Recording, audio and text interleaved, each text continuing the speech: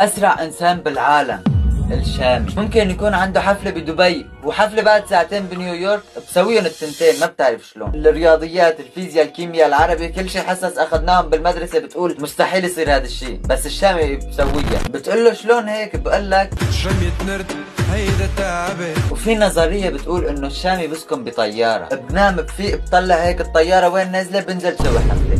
مستعجل سريع. والمشكلة مو هون، المشكلة انه المسرح بتملى.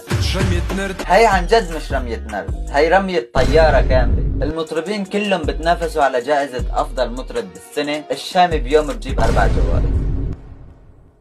هلا تمام، اول جائزة انه افضل مطرب، ثاني جائزة افضل اغنية، بس الجائزتين الثانيات لايش؟ يا اما ماشيين على نظام خذ تنتين وارباح تنتين، يا اما قال لهم السنة الجاي انا كمان رح اربح فهاتوهم من هلا. قلت لكم مستعجل. المطربين بتنافسوا على الجوائز والجوائز بتنافسوا على الشامي.